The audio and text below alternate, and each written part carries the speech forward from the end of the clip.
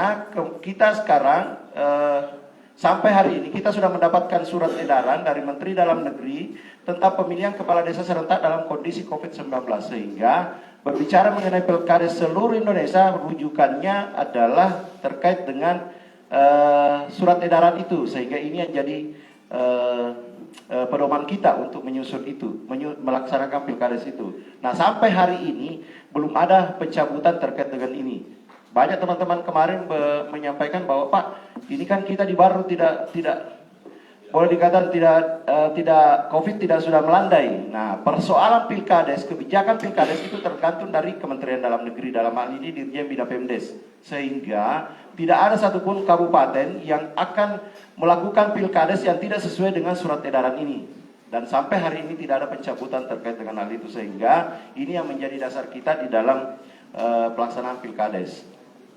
Kemudian ruang lingkup terkait peraturan bupati, saya kira tidak perlu kami jelaskan secara detail. Kita langsung saja terkait persiapan pemilihan kepala desa.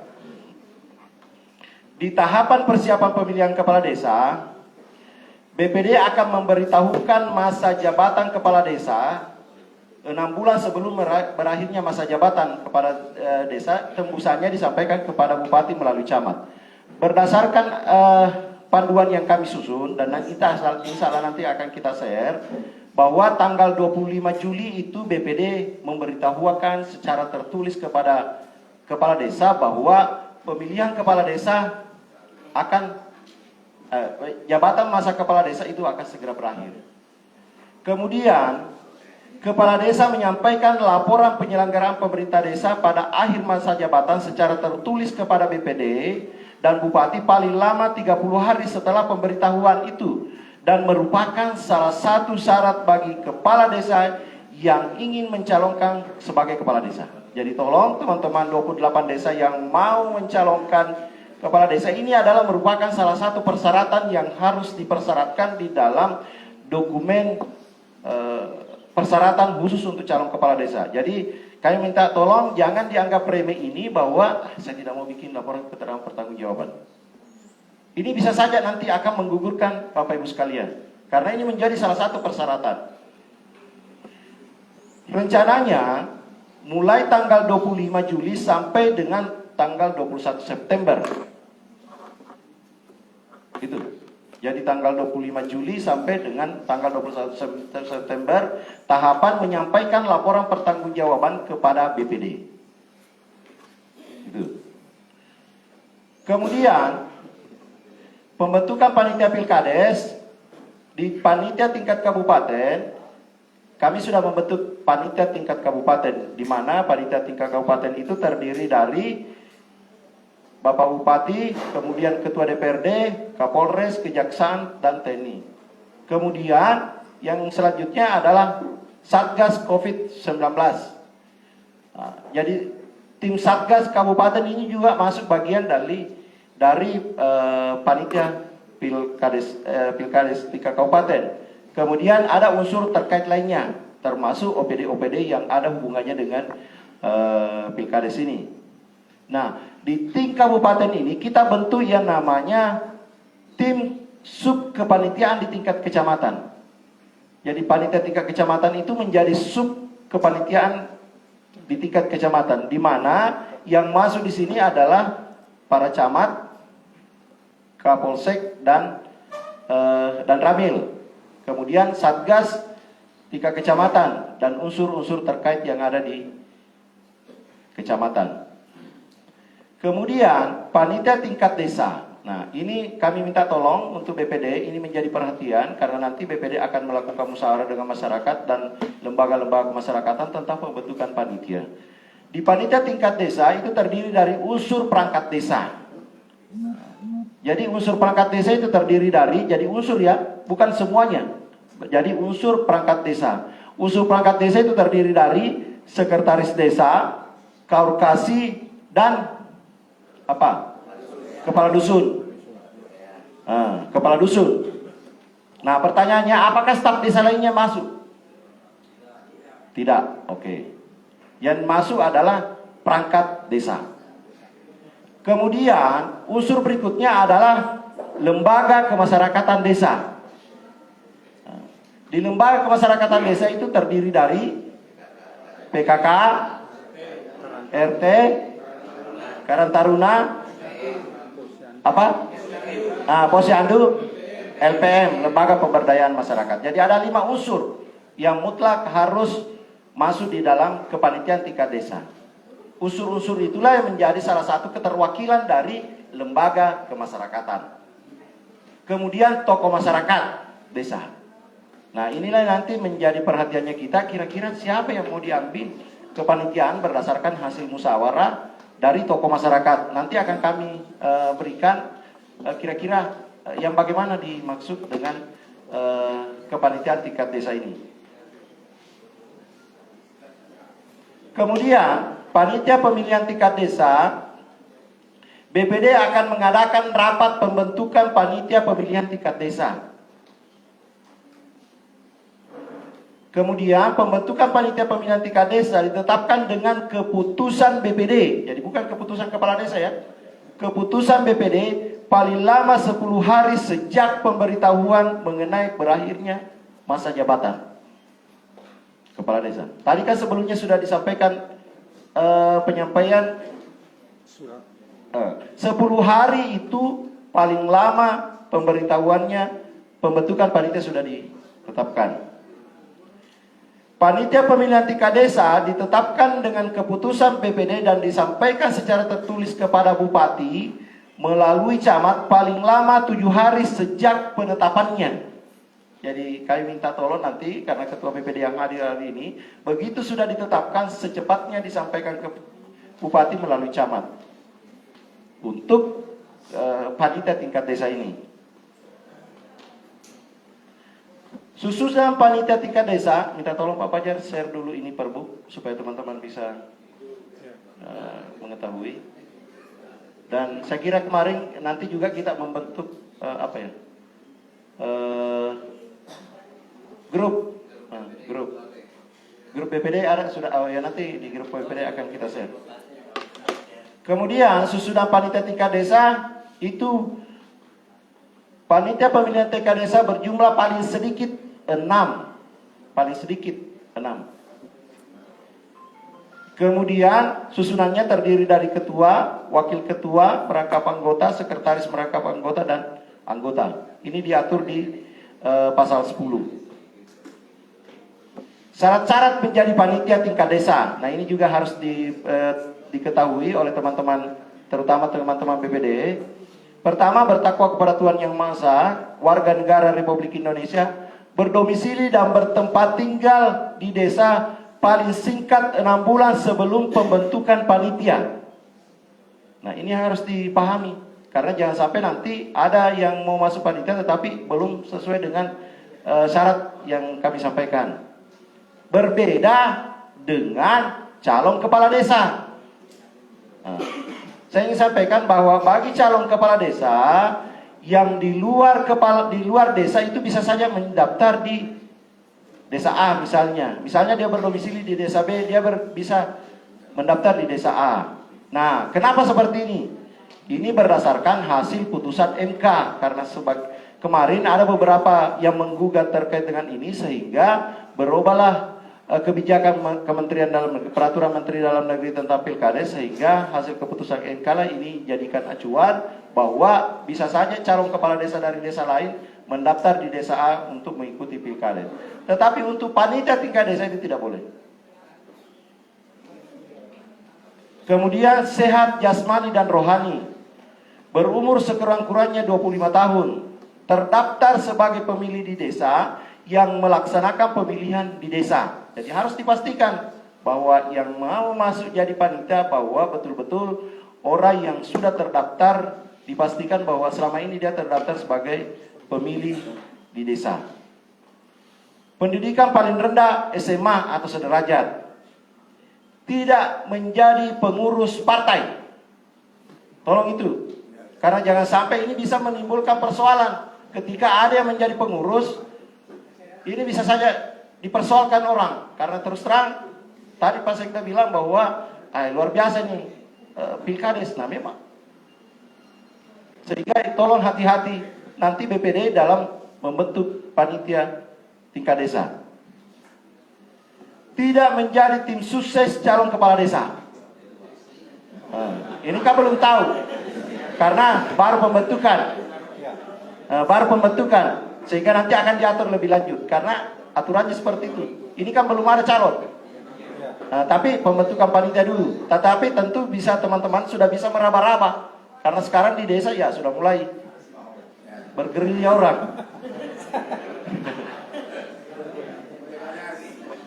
Memiliki komitmen kuat untuk menegakkan demokrasi dan bersikap netral.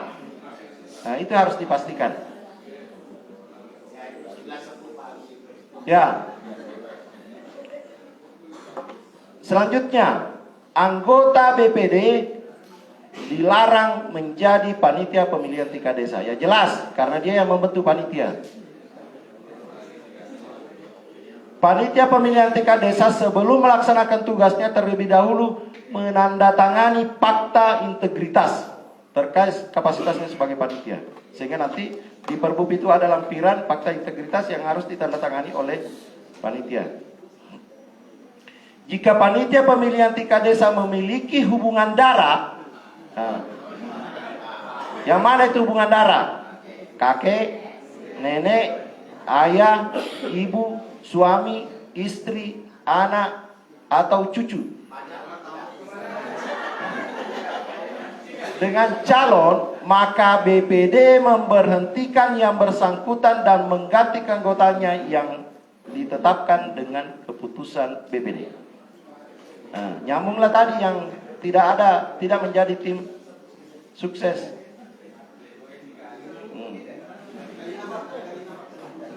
Cikali dia mana tamak gue. Karena ini tadi sangat jelas diatur di Perbub bahwa kakek, nenek, ayah, ibu, suami, istri, anak, dan cucu.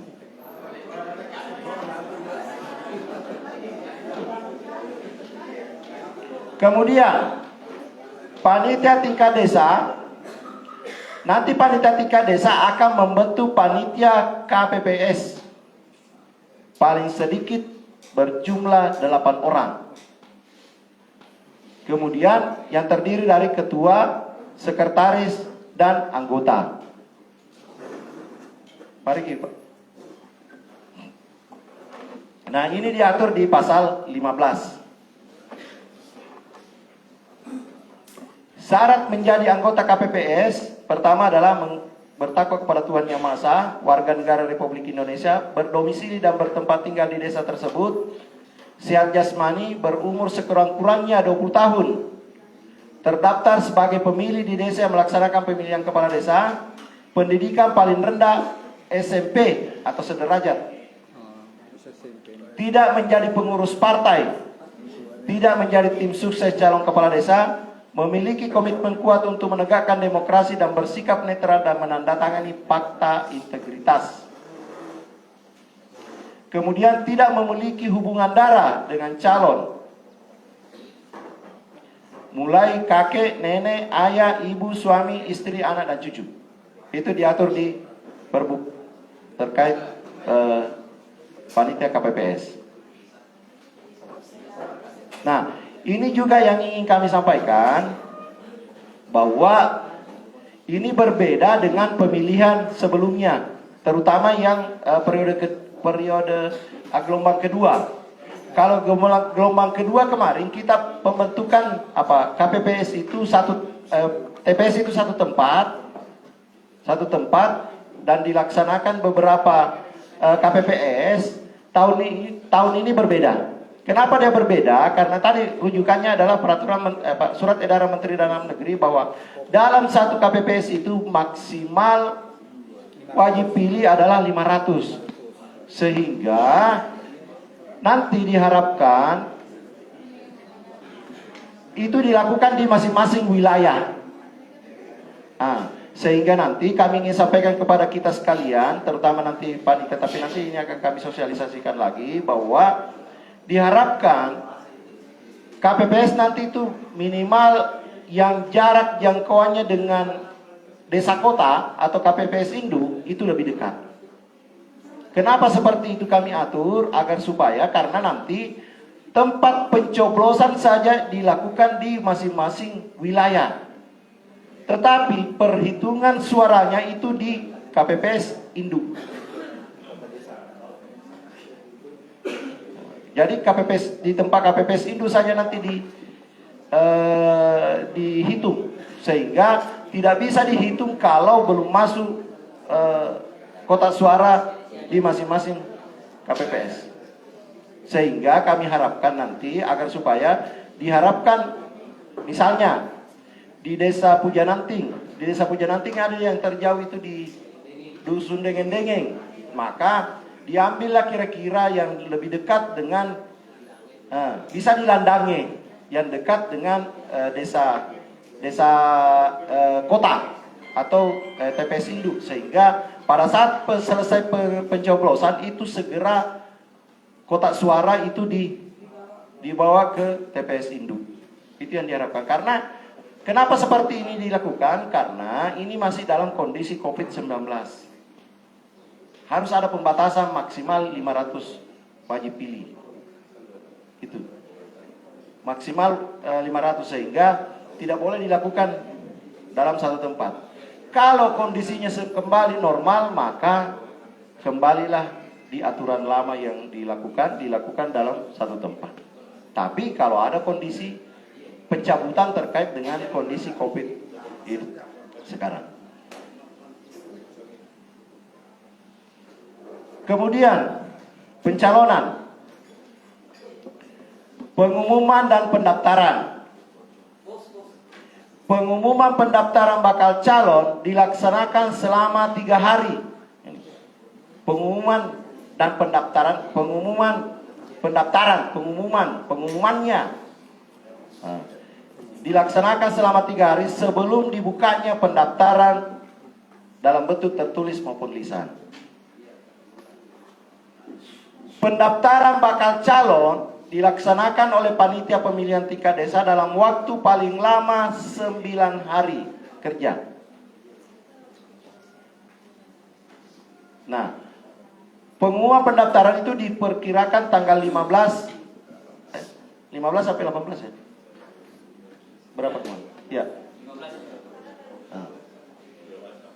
15, 18. Oh iya. Kemudian pendaftaran dibuka tepat pukul 8 dan ditutup pukul 14. Sehingga ini yang harus disosialisasikan nanti.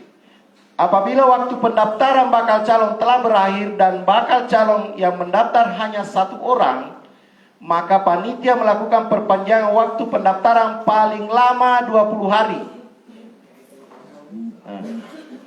Dan apabila perpanjangan waktu telah dilakukan dan jumlah bakal calon tetap 1, maka pelaksanaan pemilihan ditunda. Jadi tidak ada istilah bahwa kotak kosong. Kan jangan sampai bilang, kotak kosong mati ewa. Tidak ada, di pilkada tidak dikenal kotak kosong. Kecuali kalau misalnya setelah dia mendaftar dan itu harus membuat pernyataan tidak boleh mengundurkan diri, ternyata dia meninggal, tetap itu sudah ditetapkan, tetap berjalan. Karena sudah ditetapkan menjadi panitia, tetap ditetapkan menjadi calon. Kecuali yang pendaftaran ini bahwa kalau memang tidak ada maka itu ditunda. Ditunda sampai tahap berikutnya, sehingga nanti akan ditunjuk sebagai, ada yang ditunjuk sebagai pelaksana tugas dari pegawai. Seperti itu. Ya. Tidak ada, ditunda. Tunda. Jadi nanti setelah berakhir masa jabatannya kepala desa, jadi anggaplah misalnya ada satu desa A di sini yang mendaftar, ternyata tidak ada yang lawan, maka dia tidak perlu minta cuti. Nanti berakhir masa jabatannya tanggal 25 Januari, maka ditunjuklah sebagai pelaksana tugas. Karena tidak ada yang mendaftar tadi, ditunjuklah sebagai pegawai negeri. Jadi tidak dia melaksanakan sampai pemilihan berikutnya, tidak. Sudah habis waktunya. Karena tidak ada satu orang. Itu. Jadi nanti dia masuk di gelombang kedua yang 12 desa. 12 desa. Tahun depan.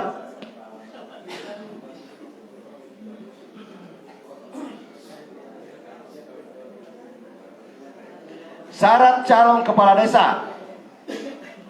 Pertama, keterangan sebagai bukti warga negara Indonesia dari Dukcapil berupa akte kelahiran, kartu tanda penduduk, dan kartu keluarga.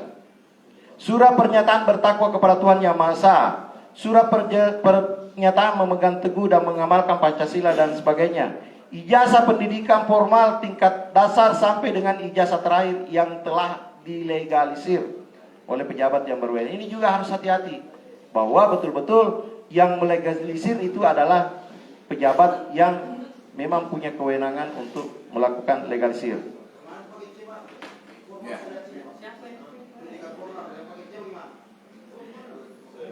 Sederajat.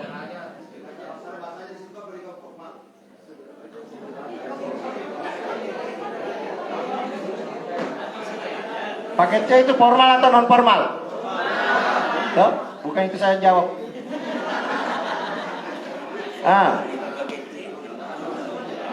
Kemudian surat keterangan catatan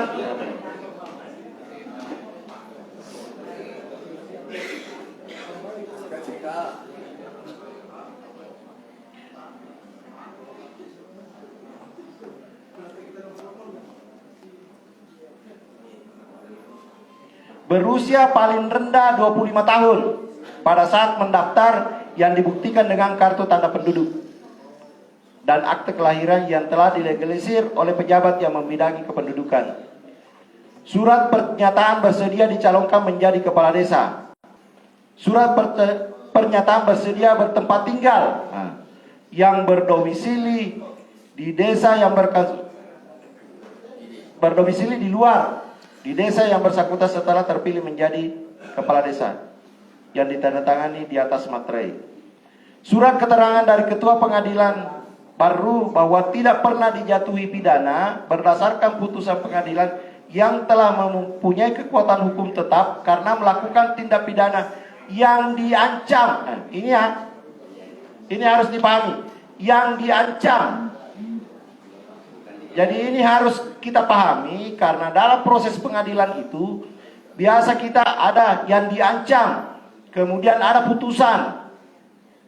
Contohnya misalnya ketika terkait kasus korupsi, ancaman itu pasti minimal 5 tahun. Berarti ini dimaksud. Walaupun hukumannya hanya 2 tahun. Tapi yang dimaksud di sini adalah diancam. Makanya di berita acara dari pengadilan itu ada semua disampaikan dan itu menjadi bahan lampirannya kalau orang yang sudah pernah menjalani hukuman.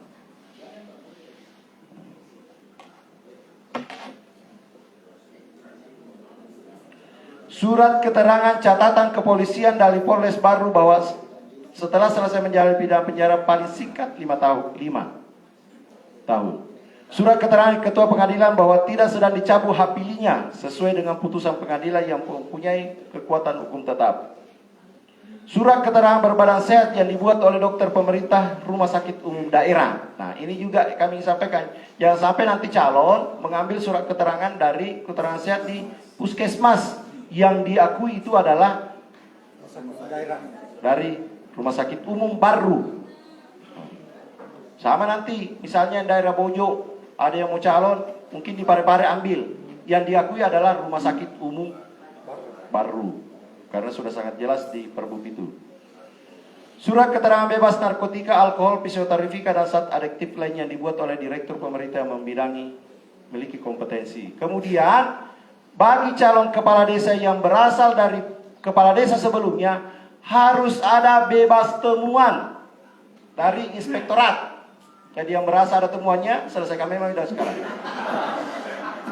Karena yakin dan percaya bahwa sedikit apapun menyangkut terkait dengan temuan, mau hanya temuannya hanya 20.000 rupiah, pasti inspektorat tidak akan memberikan rekomendasi bebas temuan.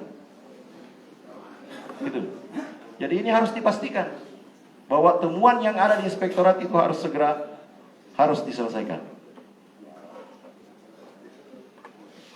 Syarat calon kepala desa bagi PNS.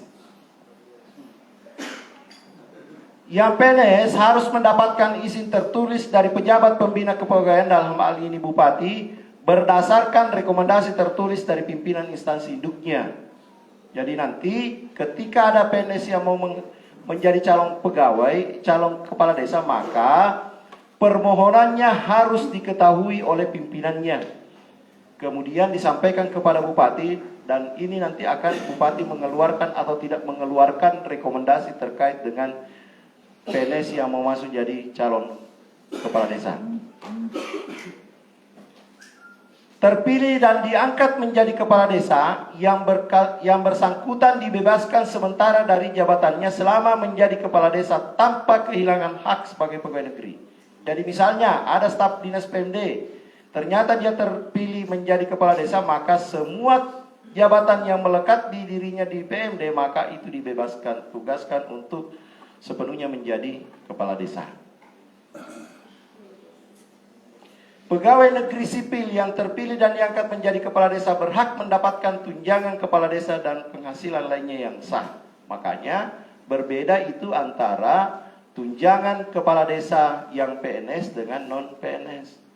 Karena khusus untuk kepala desa yang PNS itu berikan tunjangan apa? Ada tunjangan berbeda karena dia tidak diberi. Kalau tidak salah, tidak ada gajinya ya, tidak ada penghasilannya karena dia PNS, dia hanya diberikan tunjangan. Jangan sampai nanti kenapa lebih tinggi? Karena memang dia tidak diberikan gaji, karena dia tetap mendapatkan gaji dari pemerintah sebagai statusnya pegawai. Syarat calon kepala desa bagi pegawai pemerintah dengan perjanjian kerja. Nah, ini juga kami atur di Perda ini, di Perbup ini. Pertama, harus mendapatkan izin tertulis dari pejabat pembina kepegawaian dalam hal ini bupati berdasarkan rekomendasi tertulis dari pimpinan instansinya. Nah, saya kembali dulu, jadi harus nanti dipetakan pegawai-pegawai misalnya, terutama misalnya ada guru SMA itu harus mendapatkan rekomendasi dari yang UPTD dulu wilayah, baru yang mengeluarkan adalah gubernur. Seperti itu. Guru SMP, SD itu dinas pendidikan, mengetahui dinas pendidikan kemudian dikeluarkan oleh bupati. Dalam hal pegawai pemerintah dengan perjanjian kerja terpilih dan diangkat menjadi kepala desa, yang bersangkutan mengundurkan diri sebagai pegawai pemerintah dengan perjanjian kerja. Jadi dia harus mundur ketika dia sudah terpilih. PJ ini. Pegawai pemerintah dengan perjanjian kerja mengundurkan diri membuat pernyataan pengunduran diri dan menyampaikan kepada bupati. Bagaimana syarat kalau calon kepala desa bagi TNI dan kepolisian? Nah, ini juga hangat-hangat karena ternyata saya lapor Pak Puang, ada beberapa yang dari kepolisian dan TNI yang berminat menjadi calon kepala desa. Nah, kalau anggota tentara, TNI, dan anggota kepolisian yang masih aktif, belum pensiun, tidak dapat mencalonkan diri sebagai calon kepala desa sebelum mendapat izin tertulis sesuai dengan ketentuan peraturan perundang-undangan internal Tentara Nasional Indonesia dan Kepolisian Republik Indonesia. Jadi dia diatur khusus di TNI dan di kepolisian. Untuk di kepolisian itu rujukannya adalah Undang-Undang Nomor 2 Tahun 2002 nanti ini. Kemudian untuk TNI ada surat telegram dari Tentara Nasional Indonesia bagi teman-teman TNI yang mau masuk menjadi calon kepala desa. Syarat bagi kepala desa yang mencalonkan diri kembali.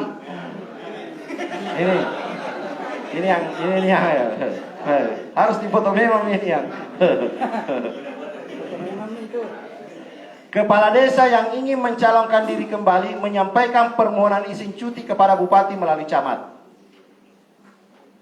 Kepala desa yang akan mencalonkan diri kembali diberi cuti sejak ditetapkan menjadi calon kepala desa sampai dengan selesainya pelaksanaan pemilihan penetapan calon terpilih.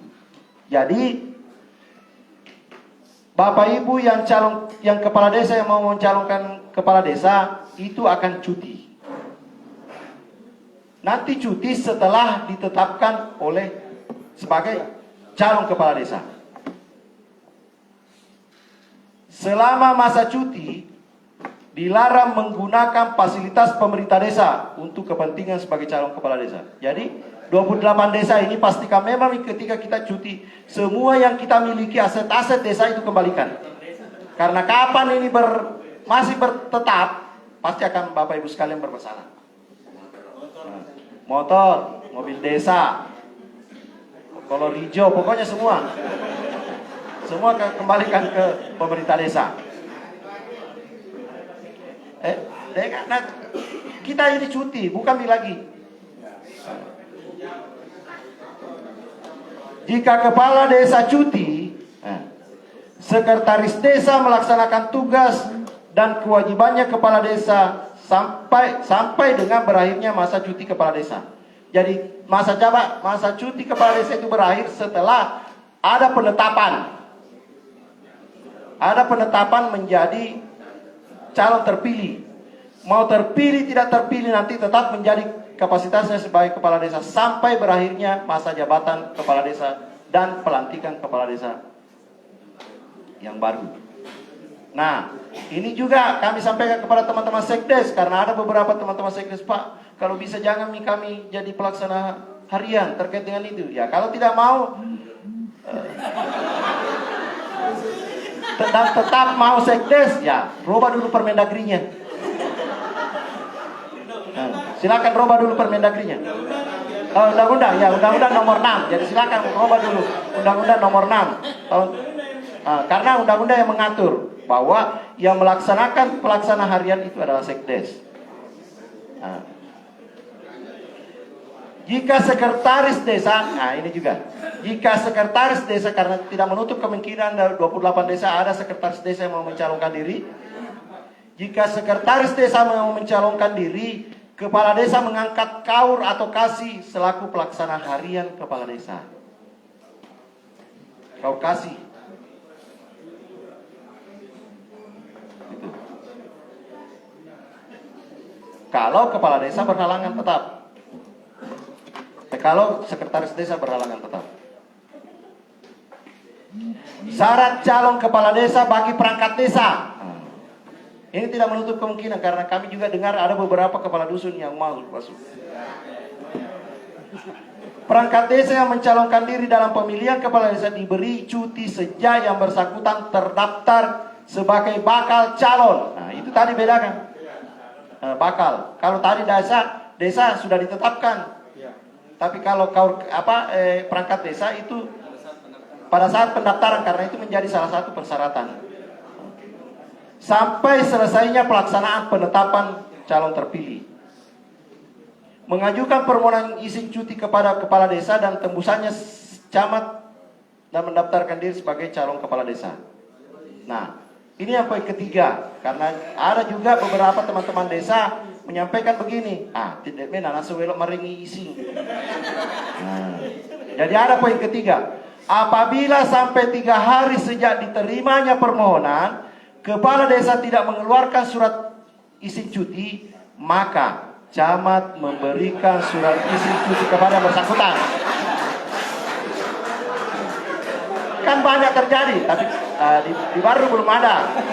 Tapi di beberapa kabupaten ada yang melakukan seperti itu bahwa Pak di sana dia nilai bering karena ternyata lebih kuat di sana kepala dusun. Powernya sekarang kepala dusun luar biasa. Maka kalau 3 hari Pak Desa tidak menggubris cutinya, maka yang bisa memberikan cuti adalah camat. Bagaimana kalau camat? Tidak mungkin Pak Camat tidak ibu camat mau hanya persoalan ini mau reputasinya. Oke. Tidak bisa, aturannya seperti itu Pak Desa. Dikasih dulu ruang. kasih dulu ruang. Karena kita mau melihat ini kredibilitas, termasuk yang disampaikan tadi oleh Pak Sekda bahwa kredibilitas terutama 28 desa ini mau dipertaruhkan sejauh mana. Nah, ini yang ramai. Karena tidak menutup kemungkinan, saya dengar sudah banyak yang berkeinginan syarat calon kepala desa bagi badan permusyawaratan desa. Pertama kami ingin sampaikan, yang pertama adalah karena perda yang kemarin tidak berubah, dan di perda itu menjelaskan bahwa kalau BPD mau masuk calon kepala desa maka dia harus mengundurkan diri. Itu. Mengundurkan diri dulu. Tetapi ada pertentangan di peraturan Permendagri 1110 tentang BPD. Jadi bukan pemilihan kepala desa ya. Tentang BPD. Tentang pemberhentian BPD. Salah satu di situ poinnya menjelaskan bahwa BPD diberhentikan ketika dia ditetapkan menjadi calon kepala desa. Berarti BPD diberhentikan, jadi bukan cuti ya, diberhentikan menjadi BPD kalau sudah ditetapkan menjadi calon kepala desa. Pertanyaannya supaya ini tidak menjadi kegaduhan, Pak, bagaimana Pak dengan perbu dengan perda? Berdasarkan kaidah perundang-undangan yang diambil adalah undang-undang yang lebih tinggi, peraturan yang lebih tinggi, sehingga yang dijadikan pedoman adalah Permendagri 1110 tahun 2016 tentang Badan Permusyawaratan Desa. Pasal 19 ayat 3. Itu jadikan rujukan. Sehingga bagi teman-teman kepala desa yang, karena terus terang kami laporkan ke Pak Sekda, ada beberapa yang sudah mengundurkan diri terkait dengan itu kami yang menentukan adalah kabupaten, karena yang pengangkatan dan pemberhentian itu dilakukan oleh bupati. Nah, bagaimana tadi prosesnya yang BPD yang mau masuk calon dan itu diberhentikan, mekanismenya adalah teman-teman BPD akan melakukan musyawarah terkait pergantian antar waktu. Hasil musyawarah itu disampaikan ke desa terkait pemberhentian. Jadi bukan mengundurkan diri ya, tetapi langsung pemberhentian kalau dia sudah ditetapkan menjadi calon. Pemerintah desa menyampaikan kepada camat untuk menyampaikan bahwa BPD yang bersangkutan diberhentikan. Nanti surat dari kecamatan, camat, kami tindak lanjuti. Tindak lanjutinya adalah memberhentikan dengan surat keputusan bupati dan pergantian antar waktu berdasarkan keterwakilan wilayah. Jadi berdasarkan keterwakilan wilayah. Pertanyaannya, bagaimana kalau seandainya keterwakilan wilayah itu habis, hanya satu kemarin, maka terkait dengan pemilihan antar waktu itu tidak terisi sampai berakhir masa jabatannya. Ya, sampai berakhir masa jabatan BPD. Jadi tidak kosong, tidak boleh diambil dari keterwakilan wilayah lain, dusun lain. Jadi kosong.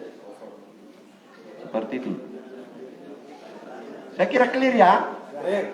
Clear untuk BPD. Ya.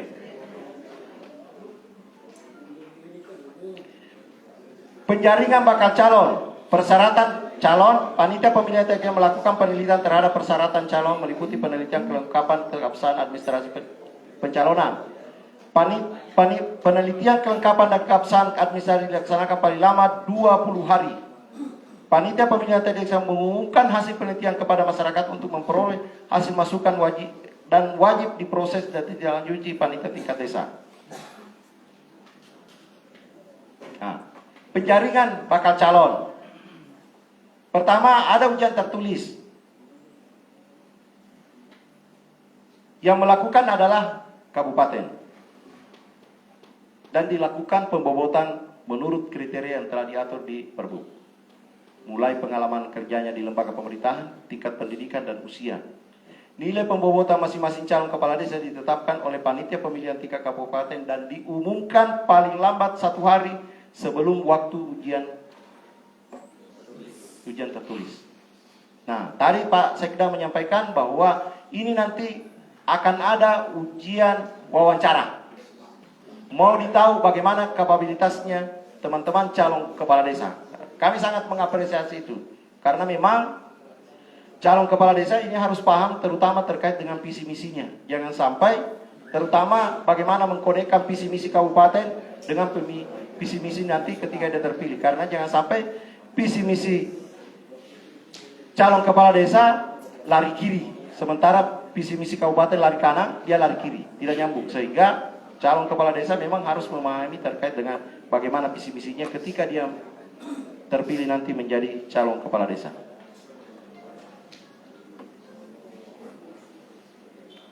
Hasil ujian bakal calon ditetapkan ranking 1 sampai dengan 5 sebagai calon panitia tingkat desa dalam bentuk keputusan. Nah, kami ingin sampaikan bahwa nanti kalau lebih dari 5 pasti yakin dan percaya akan ada yang gugur. Karena batas maksimal itu 5 untuk calon kepala desa. Calon kepala desa yang ditetapkan paling sedikit 2 orang. Nah, itu tadi, paling sedikit 2 orang dan paling banyak 5 orang. Calon kepala desa tidak boleh mengundurkan diri. Jadi tadi itu calon yang sudah ditetapkan tidak boleh mengundurkan diri. Dalam hal ada calon kepala desa yang meninggal dunia sebelum pemungutan suara, calon kepala desa tersebut tetap dinyatakan sah sebagai calon yang berhak dipilih dan memilih pemilihan tetap dilaksanakan. Ya. Bagaimana kalau dia meninggal, yang meninggal terpilih? Ya bisa saja. Maka tetap ditetapkan dia sebagai pemenang. Tapi siapa yang mau dilantik?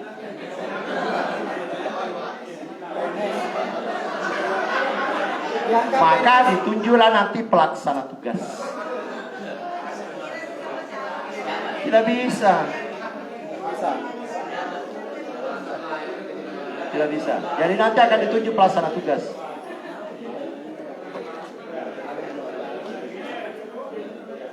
Penetapan dan nomor urut calon, pengumuman calon kepala desa kepada masyarakat. Pengumuman calon kepala desa disampaikan kepada masyarakat baik secara lisan maupun tertulis dan disampaikan di tempat-tempat terbuka sesuai dengan kondisi sosial budaya masyarakat desa. Panitia pemilihan tingkat desa mengumumkan melalui media massa atau papan pengumuman tentang nama calon yang telah ditetapkan paling lambat 7 hari sejak tanggal ditetapkan dan bersifat final dan mengikat.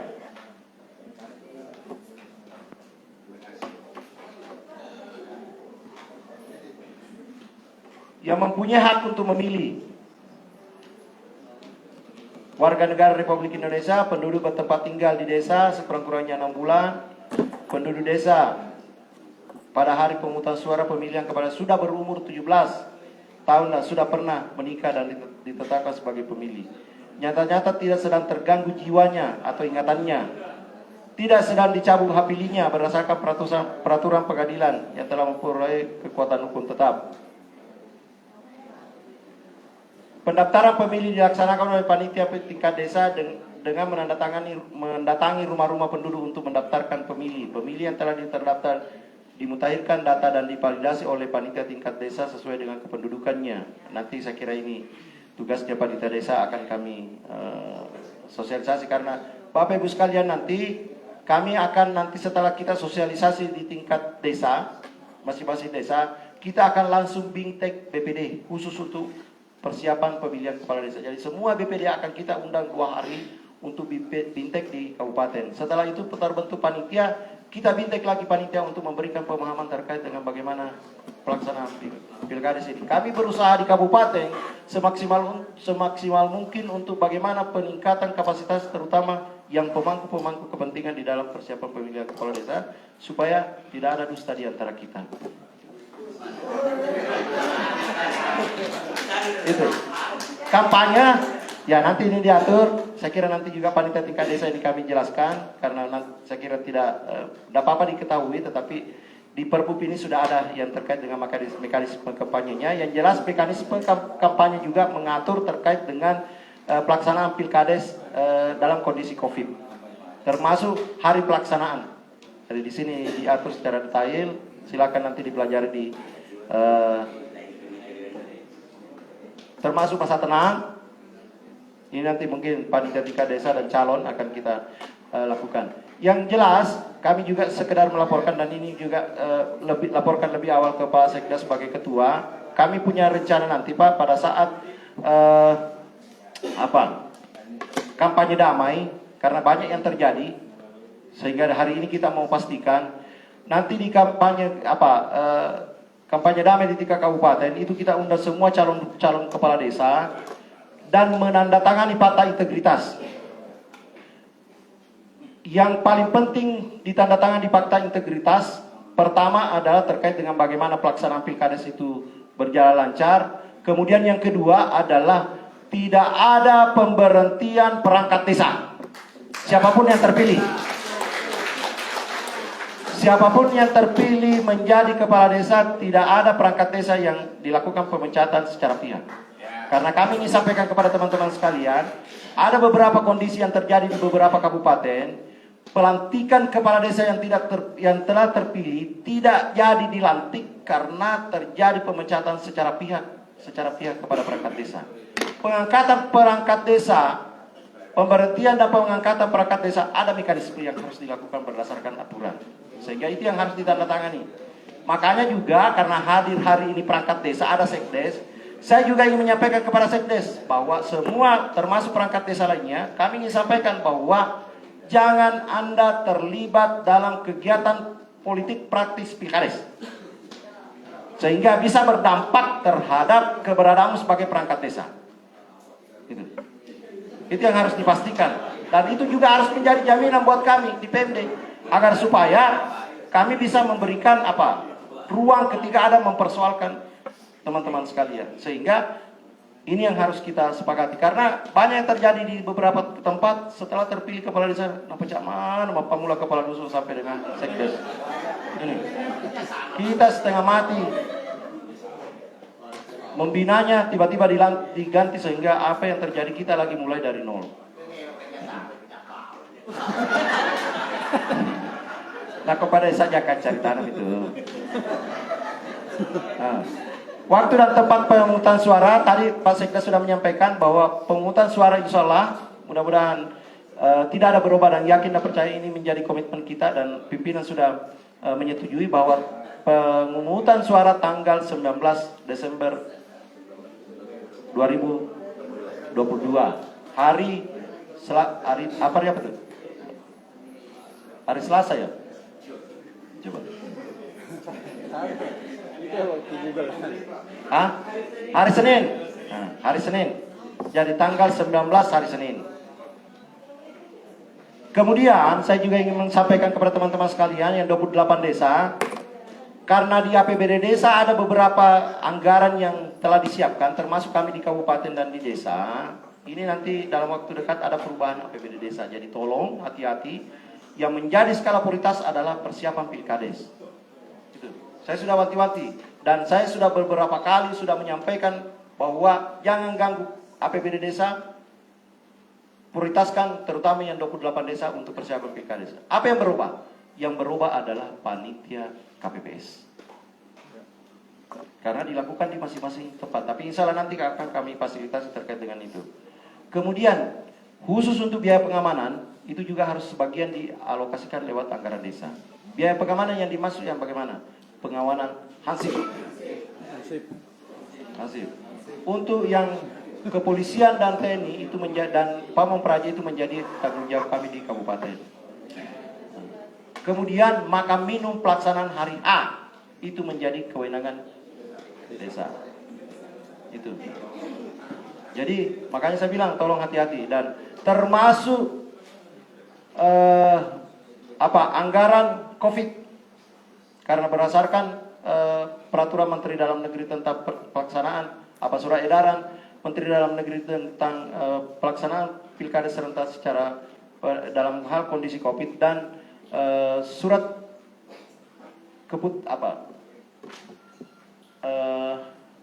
Permendesa, peraturan Menteri Desa terkait dengan skala prioritas penggunaan dana desa, yang 9% itu bisa menjadi bagian dari persiapan untuk pemilihan kepala desa, sehingga ada beberapa nanti yang disiapkan sesuai dengan kondisi yang akan kita lakukan di dalam melakukan pengawalan, terutama penyiapan anggaran yang berhubungan dengan persiapan hari H di lapangan.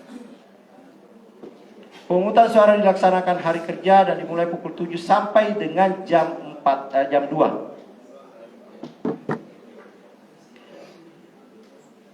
Saya kira itu barangkali terkait dengan sosialisasi kita hari ini. Ada beberapa hal yang secara teknis yang belum kita sampaikan, tetapi nanti secara teknis yang berhubungan dengan tugasnya KPPS maupun tugasnya panitia itu menjadi bagian kami nanti untuk melakukan pembekalan bagi panitia tingkat desa dan panitia KPPS. Saya kira itu yang sempat kami sampaikan. Lebih dan kurangnya mohon dimaafkan. Wabillahi taufiq wal hidayah. Assalamualaikum warahmatullahi wabarakatuh.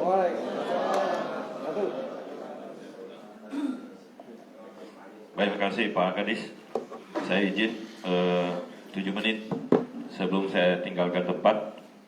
Yang pertama, pada saat sosialisasi tingkat desa, saya minta tolong Bapak Ibu sekalian on time.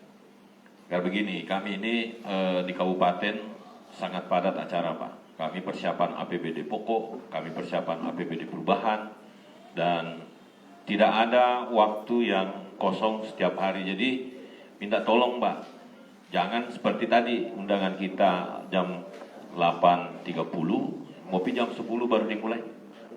Karena tidak mungkin dimulai kalau banyak yang tidak ada di tempat. Yang kedua, saya ingin menekankan keputusan KPK Bapak Ibu sekalian, bahwa seluruh aktivitas itu harus memperhatikan yang namanya COI, Conflict of Interest. Tadi kan sudah ada itu, tidak boleh ada garis darah, oke? Nggak usah. Jadi di sini kita butuhkan kenegarawan Bapak. Karena negarawan itu Pak selalu taat pada aturan, ya kan? Jadi kalau ada orang yang menjalankan tugasnya sebagai aparat, kemudian tidak menjalankan sesuai aturan, itu bukan negarawan itu. Nah, kita cari sekarang adalah negarawan, sehingga Bapak Ibu sekalian hindari namanya conflict of interest, ya kan? Nah, aturannya clear bahwa sepupu boleh, tetapi itu pun harus tanda kutip dipertimbangkan. Karena kenapa? Pasti ada celahnya. Oh iya, sapi senameto. Karena tidak boleh dipisahkan itu Pak. Karena selalu ada yang celah yang bisa dilewati ketika semua prosesnya begini. Karena tidak ada yang mau kalah Pak. Kalau menandatangani nanti itu kesepakatan kampanye damai, siap menang siap kalah, punah upah. Iya. Ya kok menang, alhamdulillah, kok kalah sembarang tapi kok. Iya kan? Nah, konflik interest yang selanjutnya adalah saya minta tolong Bapak Ibu sekalian, ayolah kita memulai. Memulainya dari mana? Tidak usah pakai duit Pak. Coba bayangkan Bapak Ibu sekalian, kalau ada yang mengeluarkan uang sampai 1 juta per suara, ngapain Pak? Iya kan? Ayo. Dan ini akan saya kampanyekan ke masyarakat, kalau ada yang mau kasih uang jangan dipilih. Iya kan? Karena kenapa? Bapak Ibu sekalian, ketika pemilih sudah dibayar, maka tidak punya hak lagi menuntut selama 6 tahun. Coba bayangkan Bapak Ibu sekalian, Bapak baru mau memulai menjadi pemimpin, Anda sudah berbuat salah. Betul kan Pak Desa? Nah, syaratnya yang saya perlu tambahkan satu. Mungkin barangkali dipertimbangkan yang sudah punya istri. Iya, karena ada juga kepala desa sampai sekarang belum ada istrinya Pak. Tidak ada ketua tim penggerak PKK. Iya, persyaratan. Ada to angkato 2 benena. Nah, ini. Oke ya. Saya minta tolong, oke, tidak usah bikin itu spanduk yang besar-besar, bikin kotor-kotor jalanan. Pak, kalau ada yang mengatakan dirinya jujur, amanah, bersosialisasi, Anda sudah melangkahi hak-haknya Allah. Oke, masa Anda mengklaim dirinya jujur? Betul kan ada Bapak jujur? Tidak usah tempel saja fotonya itu kecil-kecil seadanya. Iya kan, ngapain Pak? Tuhan itu tidak menghendaki orang-orang seperti itu. Saya berbicara Tuhan sekarang karena rambut sudah mulai putih. Kita sudah harus beralih dari dunia hitam ke dunia putih, Pak. Itu ya. Jadi tidak usah saya kemarin lihat itu. Oh, besarnya. Iya kan? Sehingga apa yang terjadi? Bapak belum menjadi calon kepala desa, sudah mengeluarkan uang, Pak. Dari mana Bapak ambil uang? Kalau uang pribadinya Bapak pakai, alhamdulillah. Tapi kalau dana desa yang Bapak pakai, itu ya yang perlu saya sampaikan. Sehingga Bapak Ibu sekalian, saya minta tolong hindari yang namanya money politik nanti. Oke? Kemudian jangan ada pemaksaan di antara kita. Oke? Contoh misalnya, iya kan? Makanya kepala desa yang dipilih itu nanti adalah, kalau menurut AA Agim mengatakan begini, kalau Anda mau mencari pemimpin, ikuti cara-caranya penggantinya Nabi Muhammad. Yang dikumpulkan adalah orang-orang yang mumpuni, orang yang memiliki pengetahuan, dan ternyata tidak ada orang yang mengklaim dirinya. Umar bin Khattab saja mengatakan dirinya tidak mampu, tetapi disepakati. Kemudian pemimpin yang baik itu adalah pemimpin yang bisa memberi contoh. Iya kan? Karena ada pemimpin begini, Pak. Guru kencing berdiri, muridnya kencing berlari. Nah, kalau kepala desa kencing berdiri, maka rakyatnya mengencingi dirinya. Ya kan begitu. Sehingga ini yang perlu Bapak Ibu pikirkan. Ayolah menjadi orang-orang yang bisa membanggakan dirinya dan membanggakan anak-anak cucuta. Kenapa Bapak Ibu sekalian? Karena kenapa? Suatu saat nanti anaknya Bapak Ibu yang kepala desa itu ditanya, kenapa kok biasa bapakmu itu jadi kepala desa? Saya ini anak kepala desa, Pak. Bapak saya 23 tahun kepala desa. Tapi alhamdulillah semua anaknya bisa membanggakan almarhum. Iya kan? Tetapi kalau Bapak nanti menjadi kepala desa, apa yang Bapak bikin? Ini yang perlu saya sampaikan ke kita sekalian di Jumat Berkah ini. Sehingga apa? Nanti yang kita lakukan ini betul-betul by proses, taat aturan. Iya kan? Taat aturan. Kalau taat aturan, Pak, ada persoalan pengelatalaman itu. Iya kan? Tetapi kalau kita memang sudah tidak taat aturan mulai dari awal prosesnya, mulai hari ini setelah sosialisasi masuk tahapan, maka itu akan menjadi masalah. Itu yang perlu barangkali. Kemudian yang COVID nanti, ini kan TPS-nya nanti, Pak. Itu kalau lebih dari 500 wajib pilih, maka TPS-nya lebih dari 1. Sehingga pelaksana di lapangan juga lebih. Karena kenapa? Regulasinya peraturan Menteri Dalam Negeri terkait dengan pelaksanaan Pilkades di dalam kondisi pandemi COVID, tidak boleh ada lebih dari 500 orang dalam satu TPS. Tetapi ini masih berubah. Kalau kondisi pandemi berubah menjadi kondisi endemi, maka kemungkinannya akan berubah. Tetapi siapkan anggarannya di perubahan APBD desa. Sehingga ketika itu tidak dipakai, tidak ada persoalan. Di-store kembali ke kas daerah. Tetapi jangan karena itu tidak dipakai, tidak ada TPS-nya 1, Bapak bertanggungjawabkan 3. Nah, itu yang masalah. Nah, sehingga ini perlu antisipasi dengan baik. Itu ya, Bapak Ibu sekalian, beberapa catatan-catatan setelah disampaikan. Nah, izin cuti, Pak Desa, saya minta tolong Pak, Bapak negarawan lah. Kalau ada perangkat desanya Bapak, kenapa Bapak tidak mau kasih cuti? Di situ saya mau melihat Bapak betul-betul orang hebat. Iya kan? Kalau Bapak tidak memberikan izin, berarti itu bukan negarawan loh. Berarti memang Bapak tidak berhasil menjadi kepala desa. Dan itu saya akan uji pada saat nanti saya tes Anda di wawancara. Iya, karena kenapa? Ini saya perlu tekankan. Masa sih seorang kepala desa tidak mau bersaing dengan anak buahnya? Iya kan?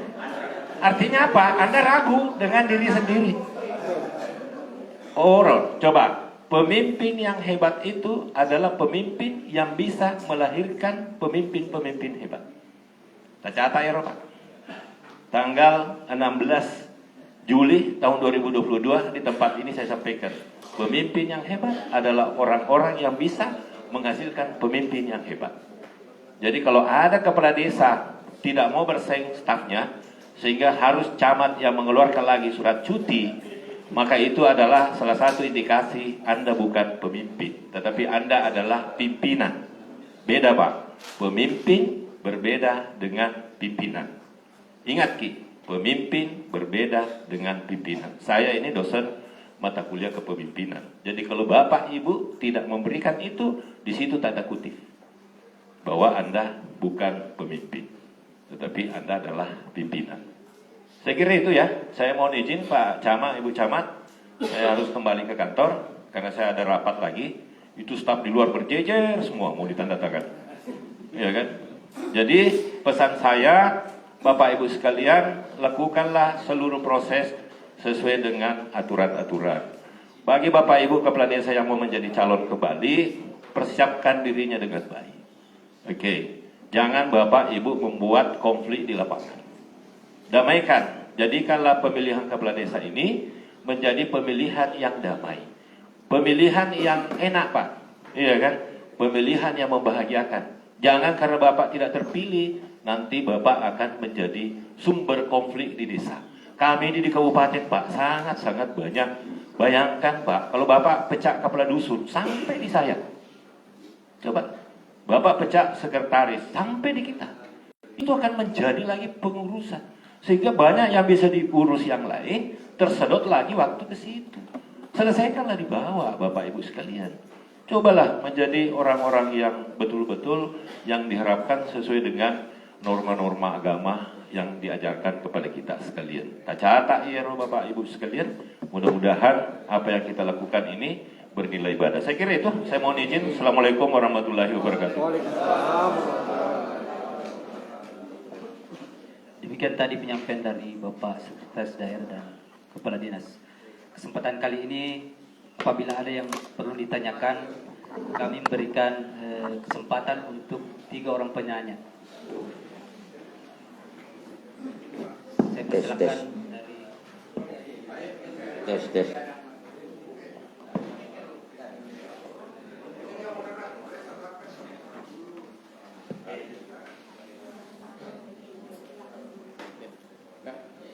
Bismillahirrahmanirrahim. Assalamualaikum warahmatullahi wabarakatuh.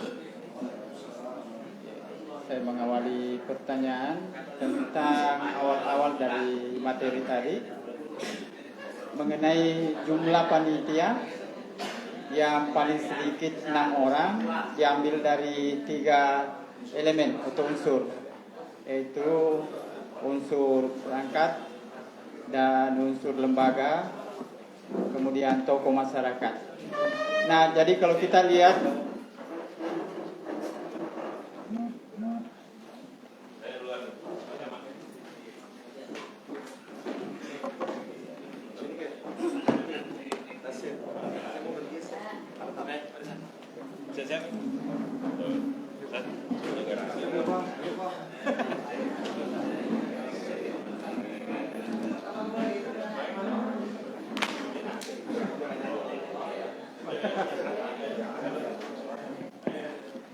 ya,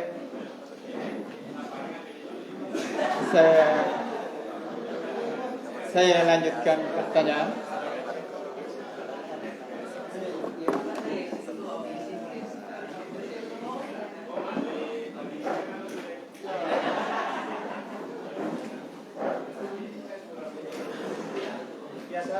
Saya lanjutkan pertanyaan tadi bahwa minimal paling sedikit 6 orang, tapi diambil dari 3 unsur atau elemen. Nah, yang saya mau tanyakan persentase dari setiap elemen ini. Berapa untuk perangkat, berapa untuk elemen lain? Ya, demikian pertanyaan. Terima kasih. Assalamualaikum warahmatullahi wabarakatuh. Mungkin langsung saja.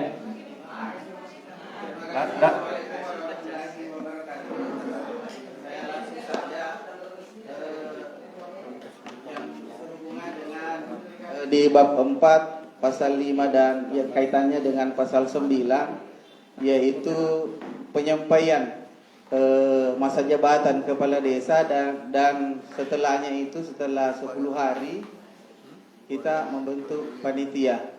Yang ingin kami pertanyakan bahwa di desa kami yang menjadi pelaksana kepala desa adalah PJ. Ya, apakah ini juga berlaku untuk kami? Kemudian yang kedua tentang jumlah calon. Ya, karena di dalam kalau tidak salah di Permendagri 1110 disebutkan jumlah calon hanya 3, maksimal 3. Walaupun ada penjelasan di pasal bawahnya. Permendagri apa itu Pak yang mengatur hanya 3? 1110 Pak. Pilkada. Pasal 41 kalau tidak salah Pak. Iya, ayat 2 disebutkan bahwa penjaringan calon itu minimal 2 dan maksimal 3, dan apabila yang memenuhi syarat di dalamnya itu melebihi dari 3 maka dilakukan proses seleksi dengan Ya. kriteria selanjutnya. Terima kasih. Ya, terakhir desa BPD Batu Putih.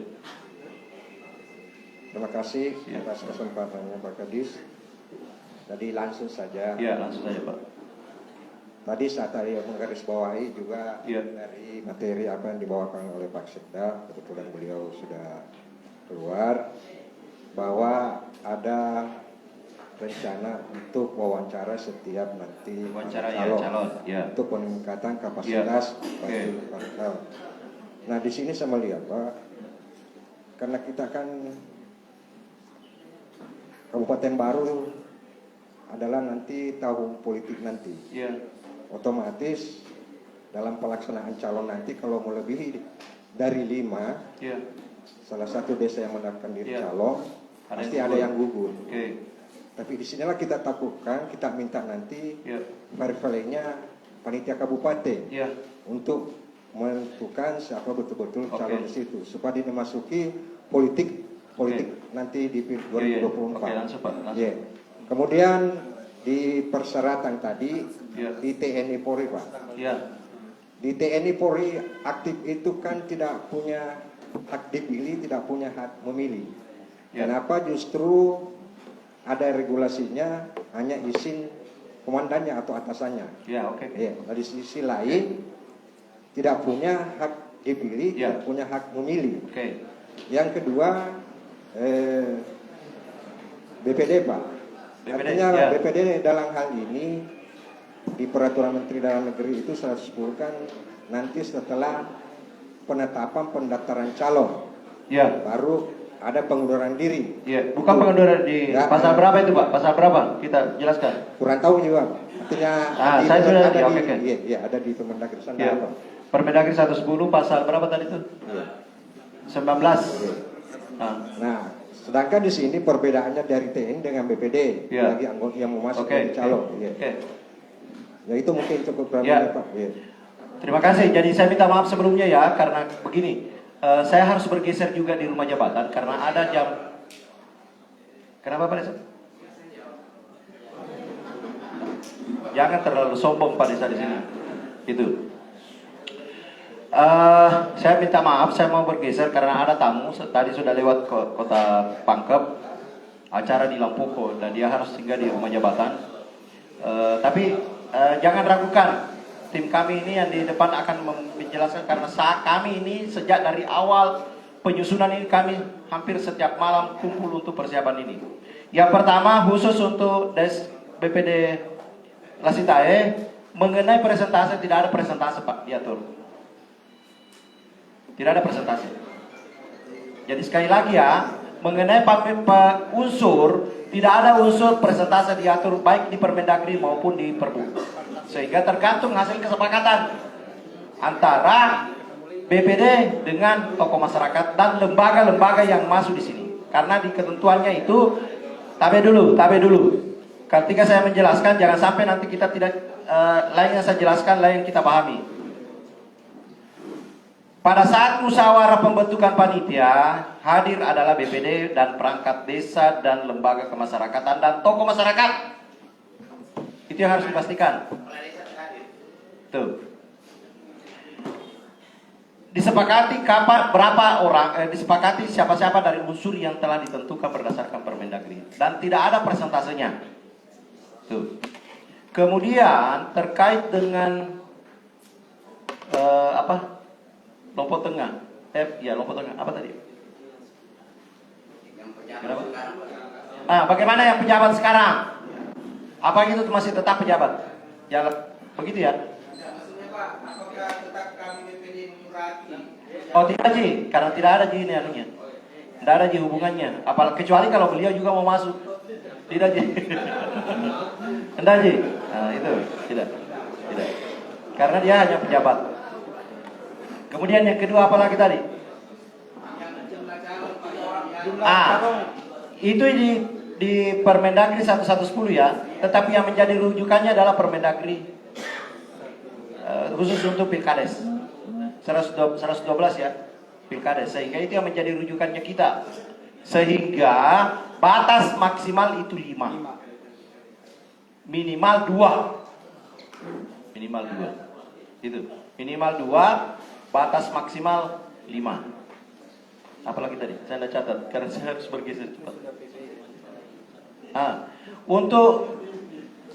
Untuk BPD Batu Putih, yang pertama terkait dengan wawancara, insya Allah kami terkait dengan pemilih kriteria mulai tertulis wawancara itu kami seobjektif mungkin karena ada pembobotan nanti yang akan dilakukan oleh panitia tingkat kabupaten. Berdasarkan pembobotan itulah nanti yang akan melihat bahwa yang bersangkutan sekian presentase yang hasil penilainya, termasuk tes tertulisnya.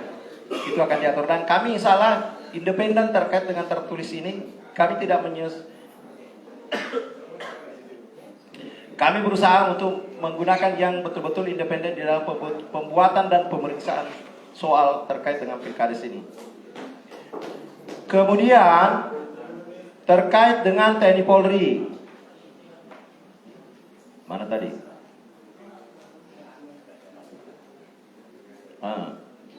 Untuk TNI Polri tentu rujukannya adalah ini. Kami sudah sampaikan tadi. Rujukannya khusus untuk TNI itu adalah di Undang-Undang Nomor 2 Tahun 2002. Nah, silakan teman-teman BPD nanti akan melihat. Itu sangat jelas diatur di situ. Bagaimana posisinya kalau ada polisi. Jadi kita sekarang tidak membanding-bandingkan ya. Bagaimana dengan BPD? Bagaimana dengan kepolisian? Karena berbeda aturannya. Aturannya kepolisian berbeda. Aturannya TNI berbeda. Aturannya BPD berbeda. Jadi kita harus punya pemahaman dan pemikiran bahwa ini semua sama. Ini semua sama tergantung dari mana dia berasal. Latar belakang apa dia berada. Iya. Tabe Ina mungkin bisa bergeser. Ada kepala desa di belakang. Bukan punggungnya Ina mau dilihat. Ya. Itu. Jadi berdasarkan dari unsur mana dia. Kalau TNI maka undang-undangnya TNI yang dipakai. Kalau kepolisian undang-undangnya kepolisian dipakai. Kalau BPD undang-undangnya aturannya BPD yang harus dipakai. Sehingga tidak ada perbedaan bahwa mahal enak ke BPD. Itu. Sudah banyak telepon masuk. Kemudian terkait dengan BPD. Tadi sudah kami sampaikan bahwa ketika BPD mau mencalonkan diri, memang tadi kami sudah sampaikan bahwa berbicara Perda sudah dirubah. Perbub menyesuaikan dengan Perda sehingga ada pertentangan antara Perbub dengan Perda. Itu tidak ada persoalan. Karena berdasarkan aturan yang ada, diambillah aturan yang lebih tinggi. Sehingga yang jadi pedoman adalah Permendagri 1110 tentang Pilkades, tentang BPD. Di situ sudah sangat jelas bahwa BPD kalau ada yang mau mencalonkan diri, maka dia akan diberhentikan setelah dia ditetapkan menjadi calon. Jadi bukan mengundurkan diri, Pak. Diberhentikan. Siapa yang memberhentikan? BPD sendiri. Bagaimana mekanismenya? BPD melakukan musyawarah. Kemudian musyawarah itulah nanti akan dibawa kepada pemerintah, hasil musyawarah itu nanti dibawa kepada pemerintah desa. Pemerintah desa menyampaikan ke bupati melalui camat dan disampaikan kepada bupati untuk selanjutnya bupati akan memberhentikan dan mengangkat pergantian antar waktu BPD. Jadi begitu mekanismenya. Rujukannya adalah Permendagri 1110 tentang BPD. Seperti itu. Sehingga nanti melalui kesempatan yang berbahagia ini tidak ada lagi pertanyaan-pertanyaan, terutama teman-teman BPD yang mau mengundurkan diri, yang mau maju. Nah, persoalannya saya kembali lagi bahwa bagaimana yang terlanjur sudah mengundurkan diri, apakah harus ditindaklanjuti? Kalau alasannya mau pilkades, maka tidak ditindaklanjuti. Kalau alasannya mundur karena pilkades, kecuali kalau alasan lain, maka itu bisa saja kami proses. Tapi kalau persoalan pilkades dia mundur, maka itu kami tidak memberikan rekomendasi. Karena yang dijadikan acuan adalah Permendagri 1110. Itu. Sehingga yang mengangkat dan memberhentikan itu adalah bupati dengan surat keputusan. Saya kira itu barangkali Bapak Ibu sekalian terkait dengan hal ini. Silakan dilanjutkan kalau ada masih mau bertanya, karena teman-teman ini yang duduk di depan sangat paham dan tahu terkait dengan bagaimana pengangkatan penyusunan regulasi yang telah kami susun ini. Saya menyampaikan permohonan maaf karena saya tidak bisa berlama-lama di sini. Jadi saya juga minta tolong bagi 12 desa yang mungkin hadir hari ini, yang nanti acara di Lampoko, tolong dipastikan tidak ada diwakili karena akan ada penyerahan langsung oleh Bapak Bupati tentang 12 desa ini terkait dengan kampung keluarga berkualitas. Gitu. Jadi 12 desa kami sudah sampaikan. Saya kira itu kami sampaikan, lebih dan kurangnya mohon dimaafkan. Wabillahi taufiq wal hidayah. Assalamualaikum warahmatullahi wabarakatuh.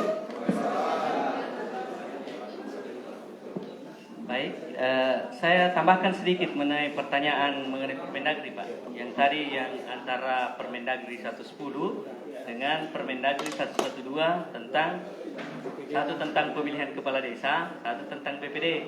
Pada kenyataannya memang bertentangan antara dua Permendagri ini. Nah, tapi perlu saya sampaikan. Sebelum Pak Budasir, sebelum saya meninggalkan tempat, tolong ini diatur secepatnya tentang jadwal sosialisasi di tingkat desa, yang 28 desa. Dan tolong ini kami mempatok waktu itu mulai tanggal 21. Dan kalau bisa Sabtu Minggu diambil. Sabtu Minggu diambil, karena kapan tidak seperti itu maka akan mempengaruhi tahapan berikutnya. Jadi Bapak Ibu sekalian, selama ini kami di PMD tidak pernah ada waktu untuk berleha-leha. Sebentar ini sampai malam, besok rapat terkait dengan persiapan khusus untuk pilkades. Sehingga minta tolong teman-teman BPD dan sekalian, kumpulkan sebanyak mungkin masyarakat supaya kami betul-betul memberikan sosialisasi secara maksimal terkait dengan persiapan pilkades. Saya kira itu. Terima kasih. Tapi Pak Kadis, mungkin yang materi yang tadi bisa di-share karena saya lihat ada waktu tentatifnya yang sudah dipasang. Untuk materi, untuk jadwal itu nanti akan kami share secara keseluruhan. Ya sudah ditandai Pak Bupati. Oke, saya mungkin lanjut sebelum kita break karena ini hari Jumat. Seperti yang disampaikan Pak Kadis tadi, ada dua persoalan memang yang muncul. Yang pertama itu adalah ada satu masalah itu bahwa ada yang bertentangan dengan aturan yang lebih tinggi, kemudian ada yang bertentangan antara aturan yang sama. Nah, makanya konsep hukumnya itu adalah kalau dia bertentangan dengan aturan yang lebih tinggi, aturan yang lebih tinggi yang harus dipakai. Nah, kalau dia bertentangan antara sesama aturan, maka ada namanya lex specialis, aturan yang lebih khusus mengalahkan aturan yang umum. Kalau aturan 110 dia umum ke tugas dan tanggung jawab BPD, sedangkan 112 itu adalah aturan tentang khusus mengenai pemilihan kepala desa. Makanya rujukannya kita ke rujukan aturan yang lebih khusus. Ini prinsip hukum ada 3. Nah, itu Pak, makanya kalau ada yang bertentangan antar sesama aturan, yang lebih khususlah yang dipakai, makanya yang lebih khusus yang dipakai. Di aturan pemilihan kepala desa itu paling sedikit 2 orang dan paling banyak 5 orang. Kalau aturan tentang pemilihan kepala desa, walaupun aturan tentang BPD itu dia 2 dan 3. Nah, kemudian rujukannya juga, kenapa ini yang kita pakai, mana yang lebih duluan terbit, kadang kita acukan ya, mungkin berbeda karena aturan khususnya yang dipakai. Saya kira seperti itu Pak penjelasannya mengenai ini, karena memang sama. Kadang memang Pak banyak aturan yang sama pada level nasional. Wallahu alam, namanya juga manusia yang buat, ya pasti ada kekurangannya. Makanya ada asas seperti itu, bahwa yang khusus itu yang lebih utamakan dibanding yang bersifat umum. Saya kira demikian untuk itu. Mungkin ada tambahan yang lain. Baik, kami berikan kesempatan lagi, mungkin ada yang belum dimengerti atau dipahami. Ada kesempatan ini, saya berikan kesempatan.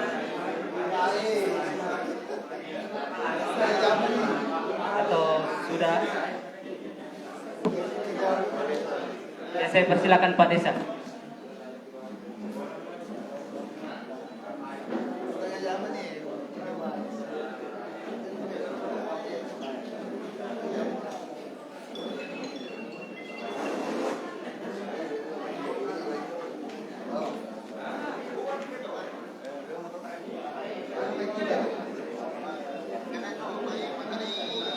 Silakan Pak Desa sebelum kita menutup acara ini. Tapi mohon tenang dulu Pak.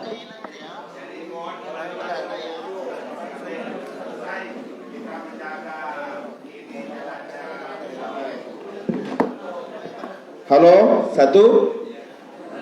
Jadi saya langsung saja Pak. Yang pertama, tadi saya tidak mendengarkan, ini pengalaman dari periode sebelumnya. Ini calon nanti pada saat perhitungan suara, biasanya itu calon didudukan Pak, pakai jas lagi. Nah, apakah yang kemarin ini masih berlaku untuk nanti ini atau bagaimana? Itu. Yang kedua, tadi kalau disampaikan bahwa itu nanti mungkin ada beberapa KPPS, dalam hal ini TPS, tergantung dari jumlah pemilih dari desa tersebut. Nah, mungkin perhitungannya dilakukan satu tempat. Ini apakah nanti suara-suara yang dari TPS ini digabungkan baru dihitung atau bagaimana? Yang ketiga, jadi ini perlu juga diperjelas. Tadi telah disampaikan oleh Pak Kadis bahwa itu ditekankan untuk menjaga barangkali harmonisasi pasca pilkades, bahwa kepala desa yang terpilih nantinya itu siapapun itu tidak boleh ada pemberhentian kepada perangkat desa. Ini barangkali perlu penjelasan lebih lanjut Pak, karena siapapun itu calon kepala desa yang sudah berhak untuk dipilih, dalam artian itu pasti ada visi misi. Nah, bagaimana ketika perangkat desa di dalam desa tersebut atau perangkatnya yang tidak sejalan dengan visi misi kepala desa tersebut, sedangkan kita tahu bahwa kepala desa yang terpilih itu dalam menjalankan tugas-tugasnya, dalam melaksanakan visi misinya, ini sudah dibantu harus dibantu, ini wajib dibantu oleh perangkat desa. Ini yang perlu barangkali kita juga pikirkan bersama.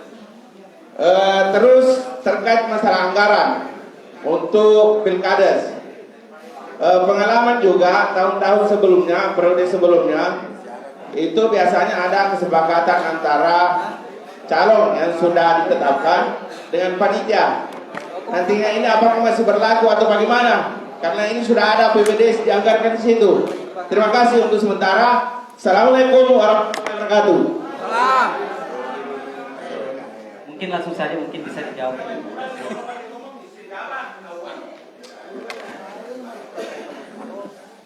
Oke, baik. Mungkin langsung saja Pak ya.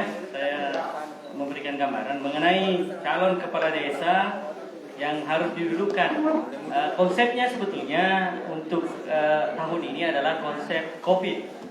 Karena dia konsep COVID, calon kepala desa ini bisa saja dia, karena kita mempunyai banyak TPS, jadi dia hanya didudukkan pada tempat di TPS induk saja. Kalau di TPS-TPS lain tidak. Beda kalau seandainya kita menganut konsep seperti yang 5 tahun yang lalu, memang karena satu tempat, jadi bisa saja dia didudukkan kepala desanya. Tapi kalau ini konsep COVID, dia tidak perlu. Ya, agak sulit Pak.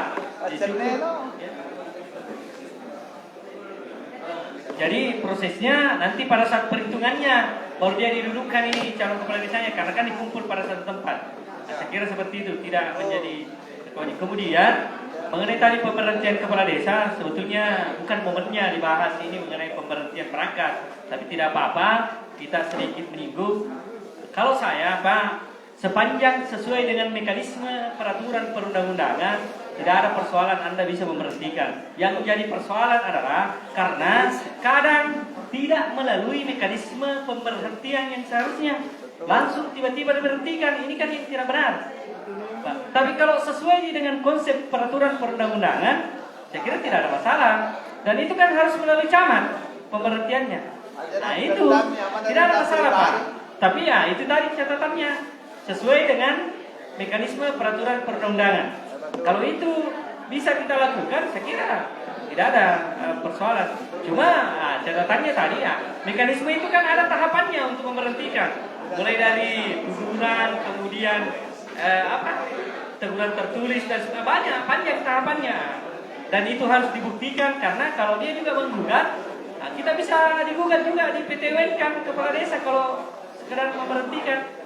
Tapi sepanjang mekanisme prosesnya yang didukung oleh administrasi yang bagus, saya kira bisa saja, tidak ada masalah, karena mekanisme pemberhentian juga sudah diatur.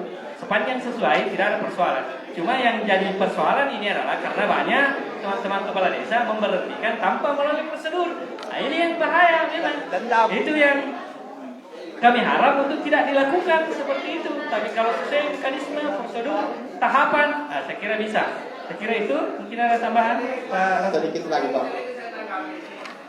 Tadi kalau Pak Ganis mengatakan bahwa itu harus kita ada tanda tangan sebelumnya. Nah, maksudnya tidak tanda tangan bahwa tidak ada pemberhentian. Pak ini yang Pak kalau saya karena tidak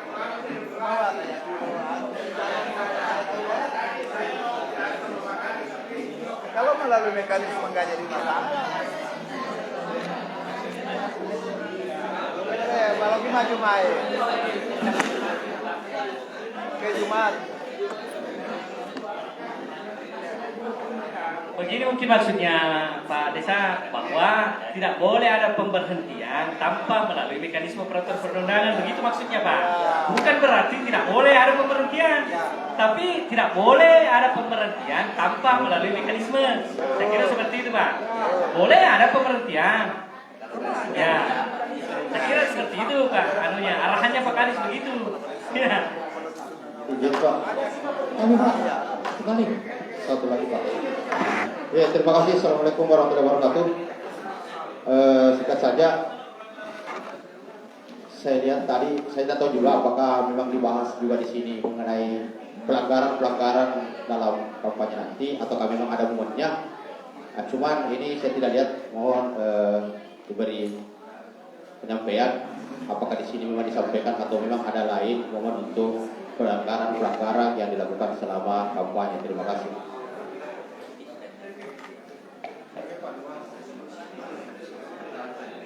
Baik, terima kasih. Sekali Pak. Assalamualaikum warahmatullahi wabarakatuh. Jadi saya langsung tanya Pak, apakah kepala desa itu berhak menggeser apabila kita sudah sejalan? Maksud saya Pak, apakah kepala desa itu bisa menggeser setelah kita tidak sejalan?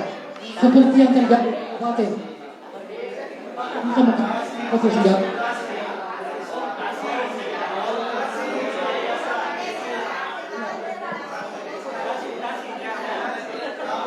Seperti di kabupaten, bupati tidak sejalan ya geser. Saya kira Baik Pak Desa, kita batasi 2 saja karena mengingat waktu ini. Tadi ada satu Pak yang belum terjawab tadi. Itu terkait masalah anggaran di nanti. Oh siap. Ya. Oke, maju, maju.